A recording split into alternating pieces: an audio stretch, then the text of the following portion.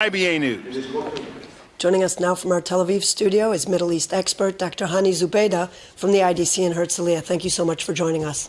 Thank you very much. The Israel Valley College. Oh, okay. Thank you for the correction. The international effort to combat the Islamic State terrorists really comes together for the first time today in Paris with a gathering of the foreign ministers from dozens of nations. Do you expect they will build a military force that will actually be able to crush ISIS? No, I don't think so. I think Obama first said that. I think, first of all, he's not ready for this. He's facing a midterm election and he doesn't want to be engaged in ISIS, but I think he has to. Secondly, I think he's forcing down everybody else to join him in an airstrike. As he said, no boots will be on the ground. And I think everybody agrees at this moment that if no boots will step on the ground, there won't be a solution to ISIS, not in the near future. Dr. Zubeida, Syria and Iran were both left out of the conference. In the case of Syria, ISIS operates out of Syria, and some airstrikes will presumably take place inside that country. How will they avoid Syrian anti-aircraft?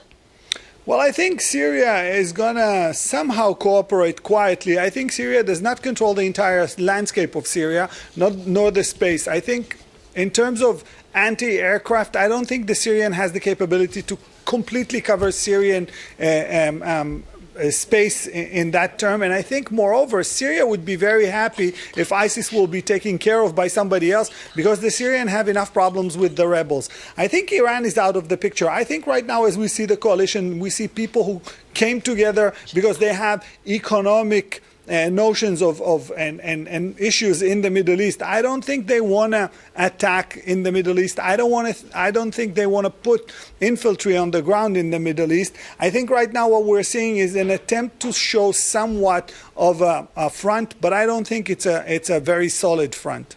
What about Iran? They are definitely a military force and very much committed to defeating ISIS. Why were they left out of the coalition?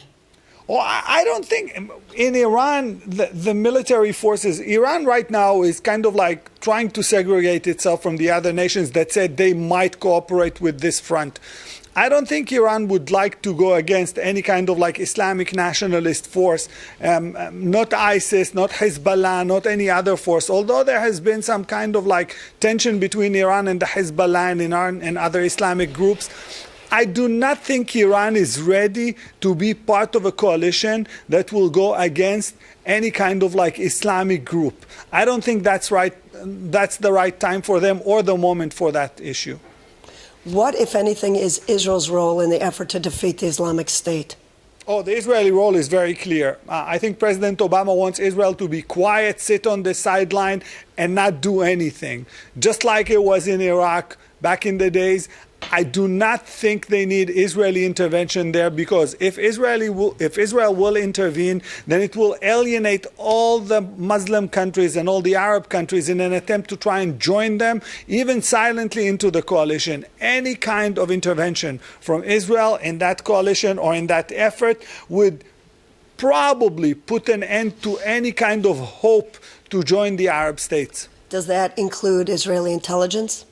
No, that does not include Israeli intelligence. I think that the second track, the quiet track notions of Israel participation with this force to try and somehow subdue or try to take over ISIS in most of the regions, Israel will have its own say. But just to say, and to be honest, I do not think Israel has too much information on ISIS. I think ISIS took by surprise not only the Americans, but also part of the Israelis. I think Israel will concentrate too much on the Hezbollah and the Hamas in the Gaza Strip, and they did not pay attention to what's going on with the ISIS groups. And the fact that they came to power is kind of like taking everybody by surprise.